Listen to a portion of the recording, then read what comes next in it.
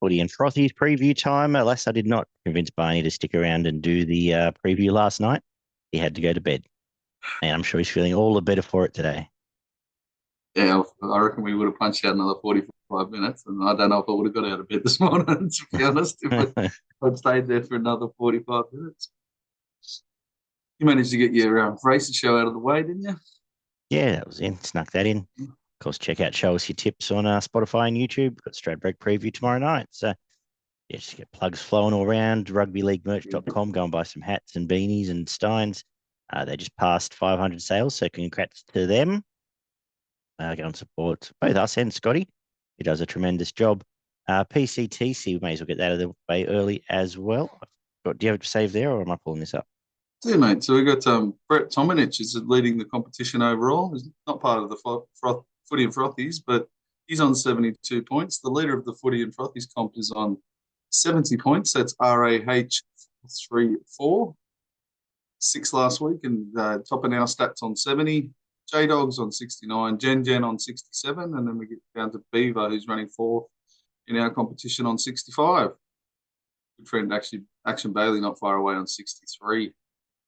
Long way down the pecking order. We'll find Dagster, who's running 74th overall, 14th in our competition. I'm running 15th in our competition, 77th overall. I'm pretty sure there's 79 people in the comps. Our good friend Oliver, who we haven't spoken to for a while, so if you're out there, mate, reach out on 78 in 78th position on 53 points, the same as me, but I'm slightly ahead on margins, fairway ahead on margins. Up tipping. How annoying, honestly. You tip, Yeah. try and tip the Dogs and the Tigers last week and end up the way you do. Sort of Delding, sort of the patient, Two upsets the operation every week was and you just success, get but the wrong ones. operation was success, but the patient died. But anyway, we soldier on. Speaking of dead patients, any super coach chat you want to touch on, or Don't know how that's again, got shout out much to to do with Scotty, still 1%, top 1% again, just putting on yeah, hundreds for Scotty fun is now. absolutely running amok at the moment. Well, the big ones obviously going around. Dylan Brown now looks like he's going to be stood down for a minimum of 3 weeks until his date in court is heard again next. Probably not someone you can hang on to for 3 weeks. So he's someone that you're looking to move out and possibly bring back in, depending on what happens down the track. Cleary's a must sell as well, I would imagine. You can't hang on to 800 grand sitting in your bankroll and not go and get it out of there and use it somewhere else. So, well, potentially a lot of people have nearly 1.6 sitting there really between the two of them. exactly. What do you say? Go and spend what you want. Absolutely, Your yeah. third ring? I mean, The tricky I've part shuffled back, is and I've shuffled Schuster back for now, and because I've already got old mate whose name escapes me, the other 5'8", Cody. that one. Yeah, he's all right. So That's all I've right. just Yeah. gone and brought in. Yeah, I'll take the opportunity to just bulk up my front row more than anything. But what do you say? It's enough money to buy pretty much anyone you want. So Exactly. You can go out and spend that in a lot of different ways. I'm similar to you, mate. I think I'll just hold on to Walker, pending on what happens with Origin, and move Schuster back out from the back row back into the number 6 position, and go looking at buying some spending some big money in my second row or my front row. One of the main options I'll be looking at is probably Fanua Blake. I don't have him in the team at the moment. He's absolutely killing it.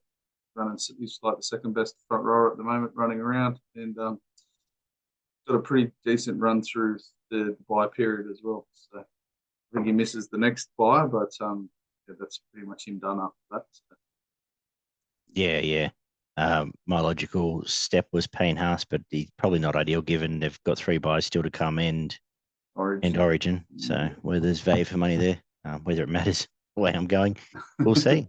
See how I feel tomorrow, but I'll go and revisit too that bad, then. are you? You're in like the top 20, 15, 20% or something? Something around there, yeah, around 15, 20. Had a few, a few pods that have stepped up and a few that haven't, and a few I've sold a week, early or late. But anyway, it's all the fun and games and the mental arithmetic of Supercoach. I'm probably going to use Cleary's money this week and hold on to Dylan Brown's money for next week. Oh, sorry, the other way around. Hold on to Cleary's money until next week, until you've got the teams named out of Origin back end of next week, and then try and make a play for someone who's going to be playing both bye rounds after that. I may even roll the dice on Ponga yet. Yeah. Think about that as a 5'8", given now he's fullback. I might bring him as a 5'8", but I'll give that some thought. You mentioned Dylan Brown. We didn't talk about it last night, and I sort of, until we know more, I didn't either want to trivialize it or blow it out of proportion. So it is what it is. It's unfortunate. I hope that the truth comes out whichever way it needs to, and whatever needs to happen with both parties does. I was a little surprised that you took in the stand down rule, to be honest. I know it's a horrible look for the game, but they had their rules in and around that no fault stand down where it needed to be a maximum penalty or minimum penalty of 8 to 10 years, I think it was, and the charge I don't think carries anywhere near that he's been charged with. So, but yeah, that's fair enough. I guess. I've got no issue with the stand absolute down. Horrible. Yeah. But the thing is, if this gets protracted out to another, if this ends up running until the end of the season before he gets a proper court hearing, do they just keep him stood down till the end of the, you know what I mean, until it's decided? They did with Leilua. Yeah. So I suppose they do. We'll see. Maybe a lot gets squashed. Different there, but. I mean, it's obviously some serious charges and 5 of them, but a lot more come out in 3 weeks, I suppose. Yeah, we should have more in 3 weeks. Yeah, we may as well get into some tips then. Nothing else we need to touch on that we didn't last night? No, not really. No. Just a bit distracted at the moment. Got the cricket on in the background. Yeah, the test championships on in the background, both places. Watching Warner and Marnus get into their work. Actually looking a little more solid now than they did half an hour ago. That's true, yeah. We kick off tomorrow night at Seabus with the Titans hosting the Tigers. For the Titans, no Dave Fafita, who showed late concussion symptoms, so wasn't named. AJ Brimson's back at fullback. Jaden Campbell is at 6. Kelly and Sammy come into the edge. They've just swept out the back line there. Sam Verrill start, and Jolliffe is back onto the bench. For the Tigers, they are unchanged. Just Appy starts this week. Jake Simpkins, currently 14 as a mail around. It's been reported in a couple of spots at Talon De Silva. Will get that bench spot as soon as tomorrow. So very interested to see how that goes. Apparently, Stefano didn't complete the captain's run, if rumours to be believed. So potentially Sean Bloor might come back into that side as well. What are you doing with this? New South Wales reserve players going down. What's going on? Latrell not named. Well, yeah, there's apparently the blow up is some of the training that they went through last week was particularly conducive to creating soft tissue injuries. I don't think clubs can complain about their players backing up from Origin. They've got the right to leave them out, but absolutely, I don't buy it. Give that any water at all. It's happened for 30 years. But if I'm sure there was some rougher training sessions going on when Tommy was in control of the joint. Yeah, exactly. For this one, I'm going to stick with the Tigers here. I think they've been in the best form of the season for the last 4 to 5 weeks. AJ Brimson coming back in is a big in for the Titans, but that being said, David Fafita is probably a bigger out. So if all things being equal, I think the Tigers have done a fantastic job through the middle of the field for the majority of the year, and if they can better Mo and Tino and stop them from rampaging through the middle too many times in this game, I think they could win quite comfortably at the back end. I'm not going to stretch it out to 13 plus, but I'll stick with the 1 to 12 for the Tigers. Big part, is, as I said, is to control this middle for the first 50 minutes of the game, which I'm pretty sure they'll be able to do. So I'm going to go with Bateman, man of the match. I really like what he's been doing the last 3 or 4 weeks, and he's been adding a creative spark as well as being quite physical. And that being said, he may set up a try and crash over for one himself. I'm going to go with Jerome Buller to score this try. Beauty. I'm with you. I'm pretty bullish, actually. I'm surprised they're outsiders. And missing Fafita and missing Foreign, it's a big out for the Titans. We know they leak points, particularly in the second half, and we know the Tigers rack up points in the second half. So I'll be probably fairly certain that there's plenty of points coming after half time, as long as there's not too big a lead from the Titans. From all the stats, I should tip someone from the Titans to score first. So Yeah, sure. I probably will tip Khan Pereira, but I wouldn't be surprised if Papai gets on the board. He's just been getting pretty close the last few weeks. He's been in quite good form, playing a bit of a different role to what we saw at Para without the try scoring. But I think that's coming. And I sort of agree. I think once those edges start opening up, Bull is going to chime in and he keeps going from strength to strength. So let's give him man of the match there. A lot of work for Mo and Tino to do here to probably have to play the best part of 80 minutes and hold out and prop up this forward pack themselves. Friday night is the Jared Croker 300th celebration at GIO. Seb, Chris, and Whitehead are both back. Kotrick goes back to the bench. Horsburgh goes to lock with Tom Starling out. What have we got here? Just running. Oh, no, Tom Starling back to the bench. Sorry, with Zach Wolford starting. Gawler, Kotrick, Solo is an eclectic bunch on the bench there. Ali Lauatiti makes his NRL debut with coming to centres for Rocco Berry. Freddie Lussick back onto the reserves, coming back from a head knock, might come in for Tom Ali there. Otherwise, they're what we saw last week. And what we saw last week was pretty good. I'm actually tipping that Jared's parade gets rained on here.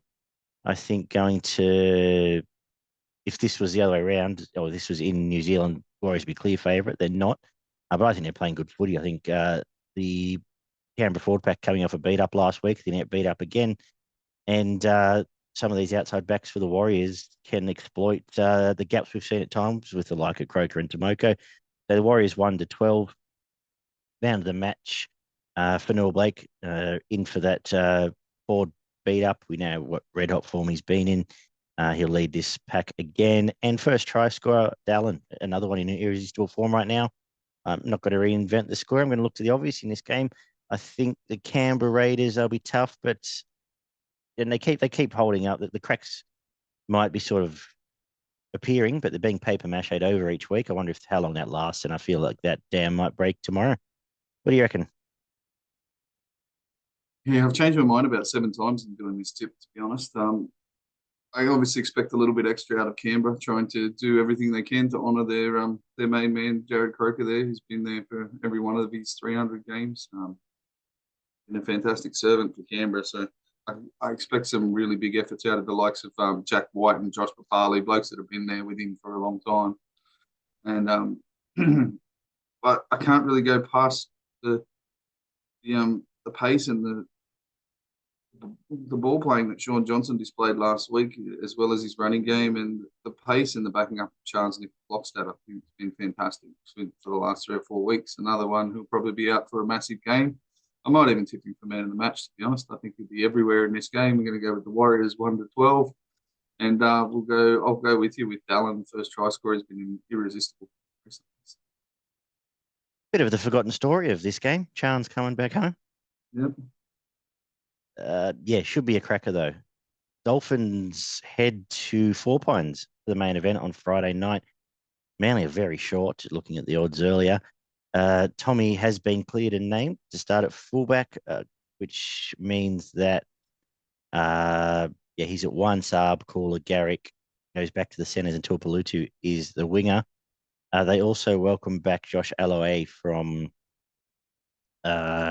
suspension. I know he was injured, wasn't he? And Bullimore and Fainu may well swap as they did last time round. For the Dolphins, Jerry Marshall King is back, a big in after being a late scratching last week. SASA and Donahue come onto the bench. No Brenko Lee. Well, Brenko Lee's been named, still under a cloud, and obviously Valence Tuare is standing by should he be needed. We sort of suggested Dolphins might be starting to heater a little bit, but this is a good clash for them, I think. What do you reckon? Yeah, it is.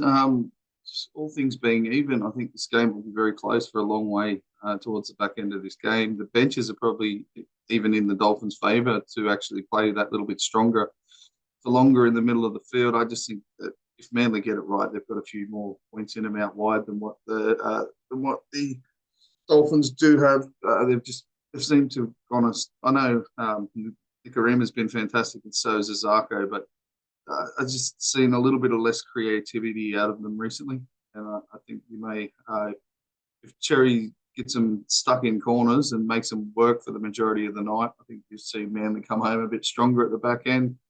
Going to go Manly 1-12. Going to go Garrick first try scorer, and I think Tom. I know he copped a pretty bad knock the other week, and he wasn't great in Origin. But the game before that, he really looked like he was starting to come back into form. So if he can, if he's all good after he's knocked in Origin the other week, he should be close to man of the match in this game if Manly do win it. Remiss of me not to mention the Hammers back as well. Yes. Back to 1. After Nicarima arrest. goes back to 6. And Milford drops out of the side. Was the other big change there. I'm going with my gut. I'm going to tip the Dolphins. I just feel like they're over the odds at they're about $3 at the moment. I think this becomes a grind. I don't necessarily always trust this Manly forward pack, and if there is gas in the tank, they will. I think the Dolphins forward pack can match up to them and possibly even roll them over. Marshall King back into a lovely positive here. I'm going to go with him for man of the match. And you mentioned Azarko earlier. I think he gets. I've got concerns about both Saab and Tuipulotu defensively at times, and I think Azarko can rack up a try or two again. So we'll make him first one here, 1-12. Very interesting game. Saturday, the Dragons host the Rabbitohs at Jubilee. Jack Bird is on a bench, as is on an extended list, I should say, of Blake Laurie. So both may return. Keep an eye on that. Jack de Bellin's out with his head knock, as we've mentioned, with Murdoch Masilla at 13. No Latrell, no Arrow, no Murray. Havili comes onto the bench. Blake Taff is still there after doing a pretty good job last week. And who's the extra forward? It would be Saluka Fafita, who's played enough first grade this year. He'll be fine. Any hope here for the Dragons? This is a return for Havili as well. Yes, yeah. First game back. Yeah. I think they'll be in the game for a fair while. The three massive outs there for no Latrell, no Arrow, no Murray. For South Sydney really brings it back to being a pretty close matchup, I would assume. But you're still putting so much pressure on Ben Hunt to be the best player on the field every time. If the Dragons win, it has to be Ben Hunt. He doesn't have a lot of help in creating points. That being said, I'd like to see Sullivan have a breakout game, but it just still, it just doesn't seem to have it in him at the moment. I think the South interchange is probably a little bit stronger than the Dragons team, and that's where they'll gain the ascendancy when they start going through that rotation in the middle of the field. Like Savili, Cheekham, Saluka Fafita just being a little bit stronger there in the middle of the field, and we'll see South Sydney scrape home 1-12. Going to get man of the match, Damien Cook. Went to prove again. He's been fantastic this year. I don't think he's had a bad game. So got to go close to him being man of the match in this game, I think. And we'll go with Isaiah Tass, someone who's been, again, in career best form. He's been having a fantastic year, and go with him for the first try score. Yeah, I think this game starts as a good contest. I think it starts similar to the Panthers game, but I think once the gaps start opening, we know Sawley, we know Faye can have some issues out there, and they're going to be defending against the best issue exploiter in the comp in Cody Walker once he starts spreading that ball. Agree with you, Tass first try scorer. Big fan, and I'm sticking solid there. And I think Cody, man of the match. Haven't exactly told you much tonight on this show that no one else would, but it in some ways looks pretty up and down to me. Suncorp at 5:30 hosts the Broncos and the Knights. Selwyn Cobbo's back for the Broncos, and they get so they're essentially full strength, to be honest, with the bye looming. So this would be a nice way to head towards that. Lachlan Fitzgibbon has been named, but he's under an injury cloud. Jack John's on standby for him. And Kurt Mann comes onto the bench with Lockie Miller being dropped. So that flash in the pan for now is over, I guess. Any hope here for the Knights, Barn? I have no idea what Lockie Miller's done to be dropped, to be honest. I know they're forcing him out of fullback, and that's not probably really his only position. Kurt Mann, maybe offers a little bit more work in the middle of the field, but as a point scoring option, I think Lockie Miller's a much better one than Kurt Mann. As you said, Broncos full strength. I don't see a hope in hell of Newcastle winning this game. If the Broncos come out and put on a similar sort of outing as they did against the Sharks on the weekend, the Broncos will win this by 30 or more points, I would imagine. I can't see the Knights' defence containing the likes of Cobbo and Staggs if he's having a real red-hot crack, and this forward pack should be very dominant, I would imagine, for large parts of this game. Broncos 13 plus, man of the match. I'm going to go with Reece Walsh. I think by the time the middle really does start to open up in this Newcastle defence, he'll just be picking them to pieces at the back end, setting up tries all over the field. Go with him for man of the match. And what did I have? I had Cobbo first try scorer. Pretty simple, straight up and down. They're going to kick it to him or pass it to the biggest winger out there and see what he.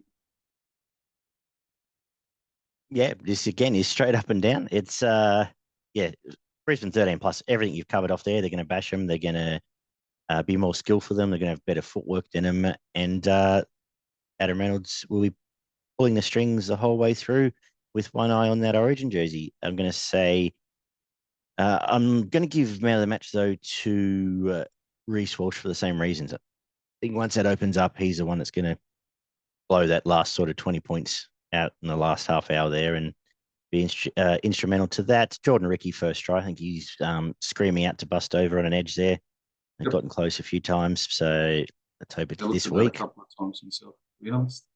The Roosters and the Panthers, what at one point would have been the match of the season almost.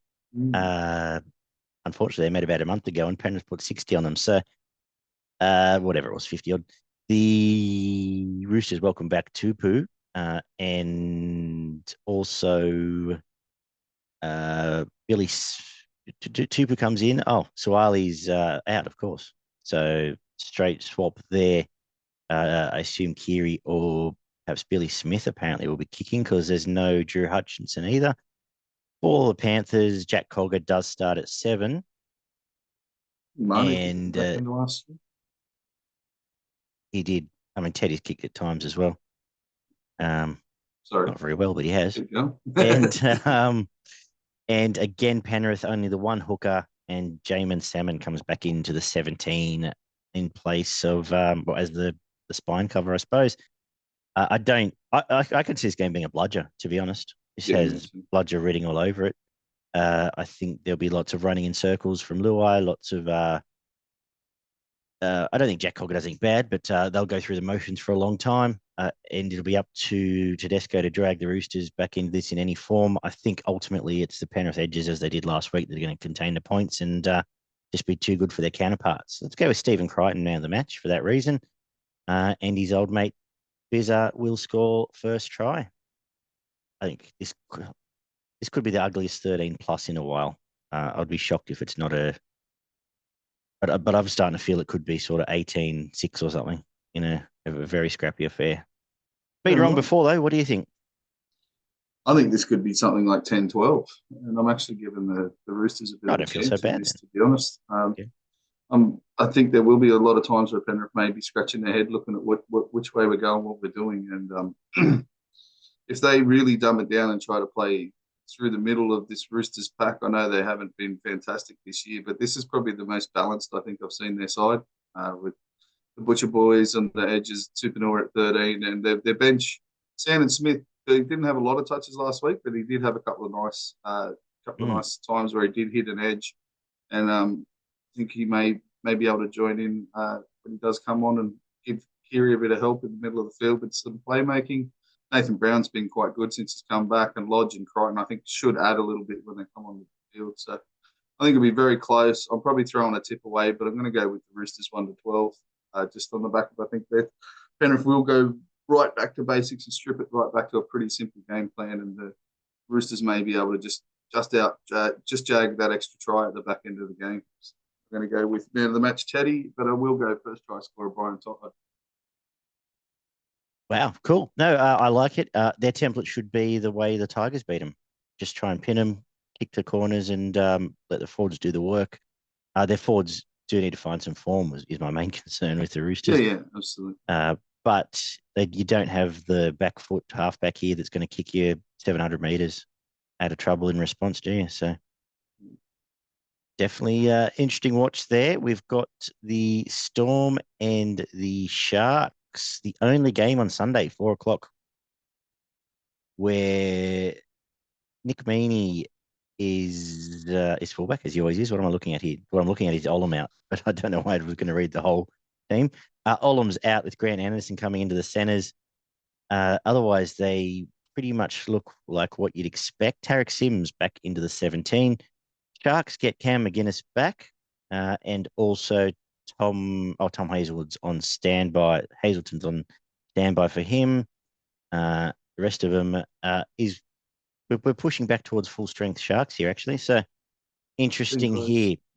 Again, I was a bit shocked by the price. Both teams coming off a loss, but I think the Sharks might be good things here. They're coming out of a game where there was a tremendous edge battle that we talked about with their centers and back rowers having a fantastic night without reward for a lot of it. And I think they meet a team with the likes of Remus Smith, Coates, Luero, that's screaming to be torn apart on those edges. And if Nico gets the ball, clean ball out to them early enough, I think they can dominate them. I think they're one of the better bets of the round. I'm going to go Talakai first try scorer again. I think he's done it the last 2 weeks since he's come back. If not, he's gone close. Man of the match, it's probably going to be Nico if they do that. But again, I'm actually going to go with Nicola because I think he's in great form, and I'm just interested to see that combination. Now it's been back together for a little bit, now really firing. Going to go 1-12 Sharks. Wow, I didn't expect that from you, to be honest, especially label him as one of the better bets of the weekend. I agree with everything you said. I'm too going to go with Nicola to be man of the match. I think McGuinness leg speed really adds another dimension when Nicola is on the field and McGuinness at the same time. Because you generally see if McGuinness does get a quick play the ball, they generally go straight to Nicola and try to get him one-on-one with a half or a centre. And, that could be very beneficial for the Sharks. Everything you said, I really like the way that the Sharks got the ball to the edges, even though they couldn't execute 100% and get past the Broncos. And the likes of Grant Anderson and Remy Smith may have a very tough time. Xavier Coates not the best bloke in defence either. So there could be some worrying signs, some worried outside backs there for the Melbourne Storm. The forward pack also hasn't been brilliant, but having said all that, they could come out and put 30 points on the Sharks because they do have a tendency of missing 40 or 50 tackles at times. My biggest concern is the Sharks are the Sharks, and they've got a propensity for that this year, haven't they? Where they do. They've every second game they seem to miss high 30s, 40 tackles, and then they'll have a game where they miss 15. It's insane. But Sharks 1-12. Nicola man of the match, and Mulatalo first try scorer. You'd know better than me. What's the Sharks' recent record like against Melbourne? Is this one of those bogey teams as well? Yeah, no, it's generally not great against Melbourne. Actually, no, we do have Melbourne's one of our better records. Actually, we generally go close. We always push them ever since the 16 grand final. It's sort of been Sharks have been slightly on top since they won that grand final. Yeah, you buying into this bogey team stuff where they can't beat a top 8 team? Well, it's pretty apparent at the moment. Well, if it happens again, it's a concern, isn't it? They've gone extremely close pretty much every game they've had. Like they're yet to be soundly beaten by anyone, which is probably the only positive you can take away from it. But they really need to put 1 or 2 scalps on the wall to start getting close to finals times. Something they definitely need. Yeah, sorry, go on. No, it's done. And we've got I don't know if Melbourne hit this period. Melbourne could hit this period like they did last year, where I wouldn't consider them a top 8 team. Yeah. I'm not saying they're going to miss the 8, but they just seem at this flat spot where they don't look like they're in the hunt this time of year. And I can see in this game particular, and the Sharks can't beat anyone that's any good. I don't know who the top 8 teams are yet. I can see lots of lots of scrambling backfoot defense from these Melbourne outside backs, and I don't think it's going to work for them. Yeah, backpedaling that quick ball move from the Sharks. Alrighty, Monday. It's such a classic Monday game. The Bulldogs and Eels. Both these teams just love a Monday. Reid Marnie's been named. so still being monitored. They're trying to get him cleared for the 11-day stand down. And they expect Jacob Kiraz back. Oluwapu starts again, and Khaled keeps his bench spots. We didn't talk about him, but there wasn't a lot to talk about, was there, with his debut? I'm surprised they let him name him, to be honest. I don't see any way Reed passes the 11-day stand down. He was in all sorts. No. A lot of the mail is Flanagan will come in at 9 should he not play, because that's where he's been in reserve grade. So yeah, okay. We'll see how that pans out. The Eels get RCG back, so a big in there, and unfortunately lose Wiramu Greg. On the other hand, Ofahiki Ogden, Duri, Makatoa, the bench forwards. Dylan Brown named at 6. That's going to come out. He's going to come out. We'll see who they play. I suggest either Dejan Arthi, or Gutho moves to 6, and we get Hayes Dunster or someone deputising at fullback. But they're going to have to make a decision, like you said, for at least the next month. So we'll see which way they go. I dare say it'll be Dejan will come straight into the 6. And don't really see any other better option. Gutho's going to play second receiver half the time anyway, so no point messing with that formula. Look, there's a bit of disruption with Brown being out for the Eels, which is a bit of a concern, and I think the Bulldogs are playing to the best of their capabilities. I'm still going to tip the Eels. I think ultimately class will prevail. I think RCG's big in for them, so plenty to prove there with potentially a battle for the New South Wales prop spot if he's fit. Against TPJ. Mitch Moses, man of the match. Okay, it's the cliche of this time of year, but a point to prove. No halves partner. He'll have all the ball in all his hands. And as a result, may be a genuine super coach option for your Cleary now. And I assume that's where most people are going. Yeah, first try scorer, absolutely. First try scorer, Makasivo. Because those edges aren't brilliant there. Paul Alamonte, I know he can do some stuff in attack, but defensively, he doesn't, at least doesn't set my world on fire. What do you make of this? I can see the Dogs scoring 3 or 4 tries, making it interesting for part of the game. But I do imagine, like you said, Parramatta probably do it pretty easy at the end, and ends up something like 28-18 or 30-20 or something along those lines. It'll be the Moses show. Obviously, he's going to have to do a lot of the work on his own. His kicking game's as good as just about anybody in the competition when he's on. I do expect, as you said, to see Gutherson a lot more involved in the attack now, with Dylan Brown being out. He'll probably do a lot more of that work on the left-hand side of the field. So don't be surprised if he starts figuring in a few more try assists and even possible tries for himself over the next month or so. But Moses, man of the match. I'm going to go with Penasini, first try scorer. He always seems to break a tackle just about every time he touches the ball. So if they get him some ball close to the line, he may just bust through a tackle and score early in this one. And Eels 1-12. Excellent. That's our whip through round 15 ahead. You got your bets ready? I don't know if I've got my bets ready. I've done the tallies. Can make it better. All right. Well, give us the bad news first, and then I'll we've got minus $360 for yourself, minus $372.50 for me after this weekend. We both went close, but there's a few second try scorers instead of first try scorers. Yeah, I think I had Taruva and Coke. Yeah, 3 leg missed by 1 leg with a drop ball over the line. What do you? Sorry, David. Let's go with this week. I'm going to go a few of these upsets. I'm going to multi 4 teams up. We're going to go the West Tigers head-to-head, the Warriors head-to-head, Cronulla Sharks head-to-head, and the Parramatta is an upset. I'm going to throw them in on the Monday. You can get 20-1 about that multi, and I'm going to throw all 50 on it. I think it's a nice bet. I think the Dolphins are over the odds at $3. I don't necessarily want to throw them into this multi, but I may have something on that, depending how the rest of my Saturday Arvo on the pony is going. Yeah, right. Okay.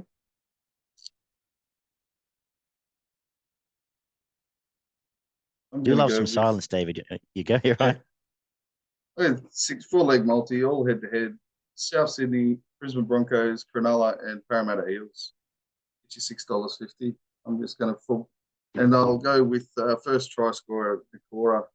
In the Sharks game, he's generally around $16. So I'll have $10 on him at around the $16 mark, and $40 on the $6.50 multi that I mentioned. Sharks, Parramatta, Brisbane, and Souths. Very good. I think all reasonable chances there, of course. Gamble responsibly. What's got you frothing this long weekend? A long weekend always gets me frothing, but what's particularly your fancy in particular? I'm really interested to see how Penrith do come out and respond without Cleary. It's going to be a big one for the next for the Panthers' chances. Really, they could go from being running second at the moment to being on the edge of the four if they can't get their act together in 4 or 5 weeks. So that's a really interesting one for mine. And just a couple of these forward battles again. As you know, I really enjoy the big guys going at it. And there's a couple of games in here that first 2 games of the weekend are absolutely set up for it, with Tino and Clemmer and co all going head-to-head, bashing the bejeebers out of each other. Raiders, Warriors is another one I expect a massive forward battle out of. And Sharks and Storm, not so much, but it's a sneaky one where there could be a lot of dominant forward play from one side or the other, depending on how the ball comes out of that one. But definitely those first 2 games of this weekend should be fantastic. That forward Absolutely. battle. I'm going to go. I'm going to go the backs, but I'm really interested to see how, in particular, the Sharks outside backs bounce back and put on points. I'm hoping against the Storm, and it never hurts to see the Storm lose a couple in a row. So very excited to see that game. Similar situation tomorrow night. Looking forward to seeing. Hopefully, we get some clear border like to start for Toa, and they can put on a bit of a show against those Titans edges. And again, we'll throw in Tass and Co. They should have another night out Saturday afternoon out on Saturday. So looking forward to seeing all of them in action. Thank you, David. Anything else you want to finish on? No, thank you, mate. It's been fantastic. Cool. Aussies are going quite well, looking settled now. So it'll be interesting to watch over the next 5 or 6 days. Starting to look like a good toss to lose. We will be back either next Monday or Tuesday night to look back on all of this again. Take care, guys. Enjoy another fantastic weekend. Buy some merch. Leave us some feedback. Get in touch via our socials, Facebook, Instagram. You can leave some comments on YouTube. And we'll talk very soon. See you later. Good night.